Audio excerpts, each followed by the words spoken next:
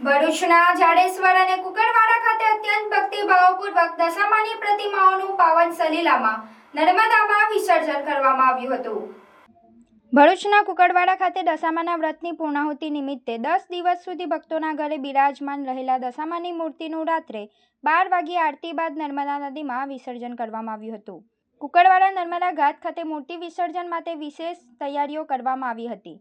મોટી સંખ્યામાં ભક્તો વિસર્જન માટે ઉમટી પડતા ઘાટ પર મેળા જેવો માહોલ જોવા મળ્યો હતો। સમગ્ર વ્યવસ્થા સુચારુ રીતે જળવાઈ રહે તે માટે પોલીસ વિભાગ દ્વારા ચુસ્ત બંદોબસ્ત ગોઠવવામાં આવ્યો હતો।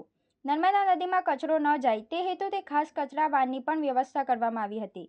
સામાજિક સંસ્થાઓ દ્વારા પર્યાવરણની જાળવણીને ધ્યાનમાં રાખીને માત્ર દશામાની મૂર્તિનું જ નદીમાં વિસર્જન કરવામાં આવ્યું હતું। વિસર્જન માટે આવેલા ભક્તો માટે સેવાભાવી સંસ્થાઓ દ્વારા ચા નાસ્તો અને ફરાળની વ્યવસ્થા કરવામાં આવી હતી। સમગ્ર કાર્યક્રમ દરમિયાન ભક્તોમાં ભારે ઉત્સાહ અને શ્રદ્ધાનો માહોલ જોવા મળ્યો હતો। બીજી તરફ જાડેશ્વર વિસ્તારમાં આવેલ નર્મદા પાર્ક ખાતે પણ પાવન સલીલામાં નર્મદામાં દશામાની મૂર્તિઓનું વિસર્જન કરવામાં આવ્યું હતું। તંત્ર દ્વારા વિસર્જન માટે તમામ તૈયારીઓ કરવામાં આવી હતી। ભારે હૈયે ભક્તો દ્વારા શ્રદ્ધાભેર દશામાની મૂર્તિઓનું નર્મદા નદીમાં વિસર્જન કર્યું હતું।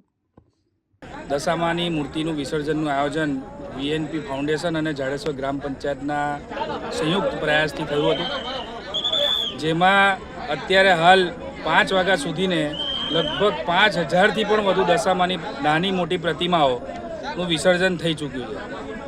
આ કાર્યની અંદર તમામ લોકો સહભાગી થયા છે, ખાસ કરીને પોલીસના જવાનો, ફાયર સેફટીના લોકો, પંચાયતની ટીમ, અમારા જિલ્લા પંચાયતના સભ્ય, તાલુકા પંચાયતના સભ્ય, અમારા જાડેશ્વરના આગેવાન કૌશિકભાઈ અને અમારા મિત્ર મહાકાલ સેનાના સૌ સહયોગીઓ, અમારા મિત્રો તથા હમણાં અમારા મિત્ર પ્રજ્ઞેશભાઈ પણ એમની ટીમ લઈને અહીંયા સેવા આપીને ગયા છે અને ખૂબ એકતાથી શાંતિપૂર્ણમય જાડેશ્વરના આ ઘાટ ઉપર આ વિસર્જન થઈ રહ્યું છે। તમામ લોકો શાંતિથી ભક્તિભાવ માહોલની અંદર જોડાયા છે।